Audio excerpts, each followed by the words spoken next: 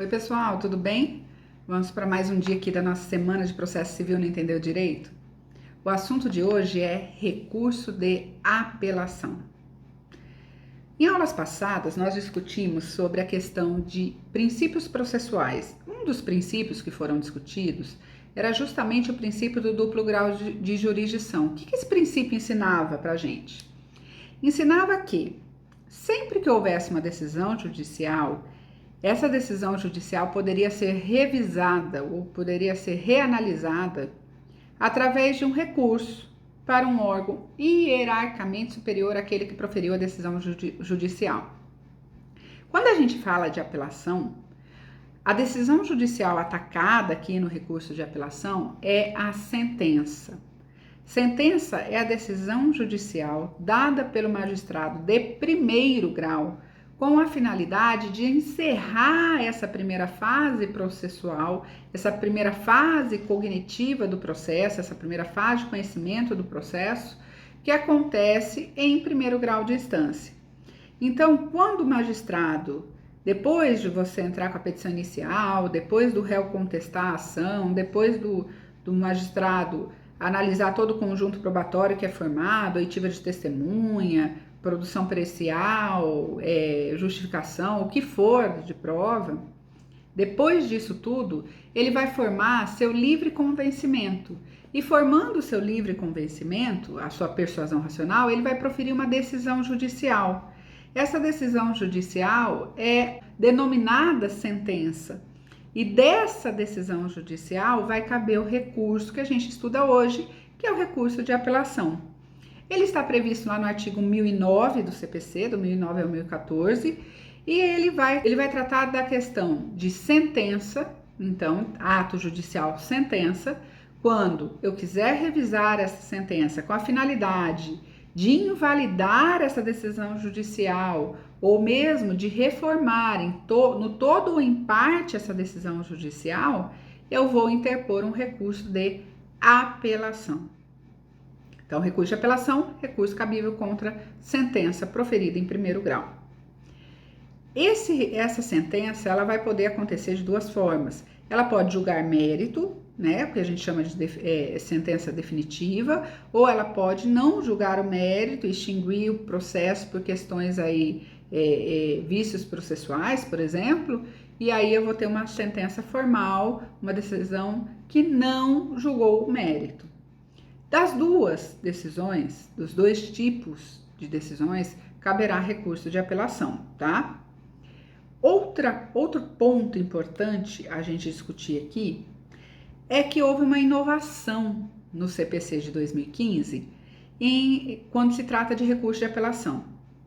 Aqui a gente vai ter que parar um pouquinho e ir para outra situação, para vocês poderem entender. Os atos processuais praticados pelo magistrado, despacho, decisão interlocutória, sentença, né, são atos processuais em que ele vai dar andamento ao processo, como é no despacho, ele vai decidir de forma interlocutória, né, de forma, no curso do processo, ele pode decidir alguma coisa.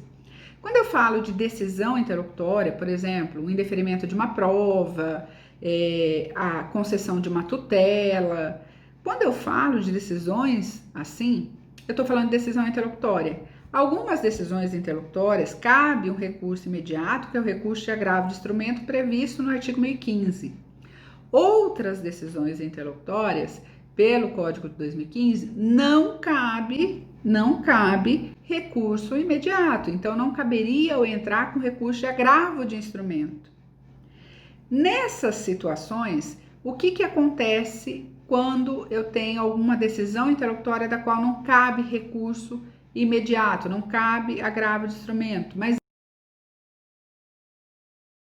é uma decisão, né? Uma decisão interlocutória. Vai acontecer que, pelo artigo 1009, essas decisões das quais não caberia, pelo 1015, nenhum recurso de agravo de instrumento, essas decisões poderão ser revistas, não vai se aplicar então preclusão a elas poderão ser revistas através do recurso de apelação. Mas, Karina, Essa decisão foi dada antes da sentença, essa decisão não consta na sentença. Como que eu vou recorrer no recurso de apelação de uma coisa que não está na sentença, se o recurso de apelação é propriamente para discutir a sentença? A própria lei trouxe isso. Então, quando eu for falar de uma apelação, se houver decisões interlocutórias não cabíveis de agravo de instrumento no meu processo, eu vou trazer no recurso de apelação essa discussão como preliminar no meu recurso de apelação.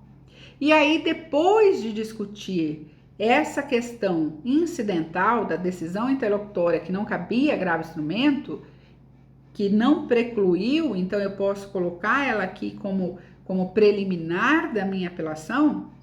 Depois que eu fizer isso, eu propriamente vou entrar no recurso de apelação discutindo a sentença. Aí sim, discutindo o mérito dessa sentença. Por que acontece isso? Porque essas questões que não poderiam ser discutidas no agravo de instrumento, por decisões interlocutórias que não poderiam ser discutidas no agravo de instrumento, pode ter o cunho de prejudicialidade no meu recurso de apelação.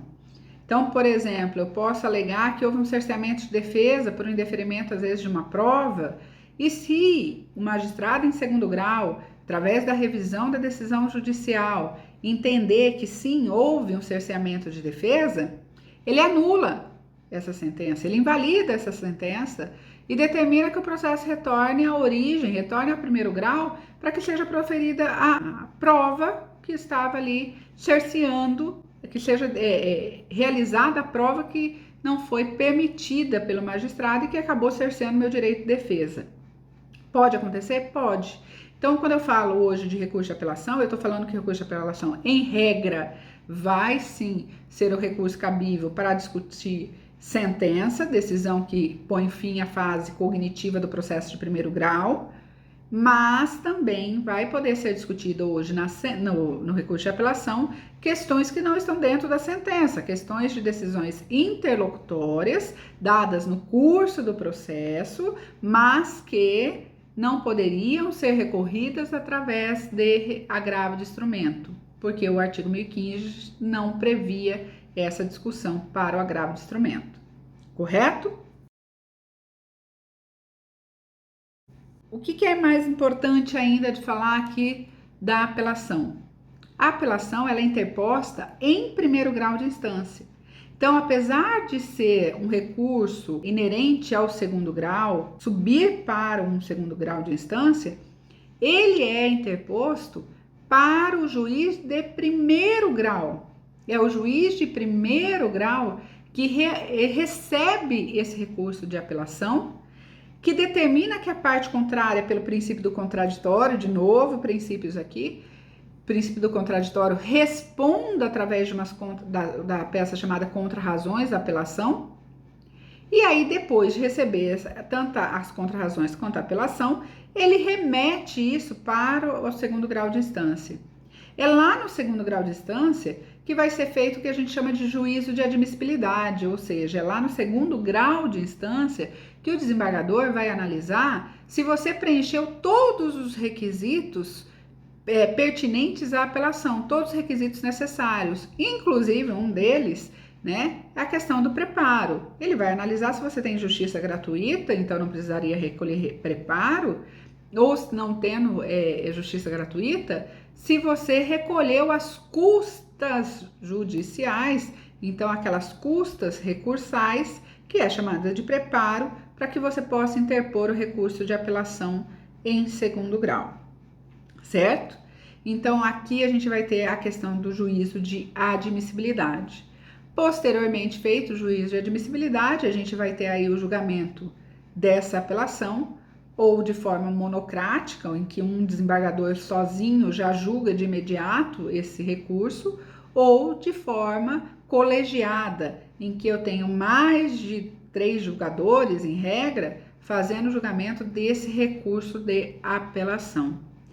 Qual que é o procedimento desse recurso lá dentro do tribunal? Quais os requisitos que são pertinentes à apelação, quais as finalidades, as funcionalidades que eu tenho que apresentar aqui no meu recurso de apelação, tudo isso a gente vai discutir de novo, mas numa outra aula para falar dos requisitos essenciais dos recursos.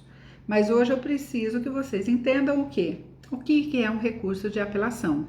Então, recurso de apelação é o recurso cabível previsto no artigo 1009 do CPC, que possibilita a revisão da decisão judicial proferida em primeiro grau, com base no artigo 485 ou 487, que põe então que julga mérito ou não julga mérito, e essa decisão judicial vai ser revista com a finalidade de invalidar essa decisão judicial através do recurso de apelação ou mesmo de reformar essa decisão judicial, modificando ela inteiramente ou em parte, em apenas parte dessa decisão judicial, certo? Amanhã a gente tem nossa última aula.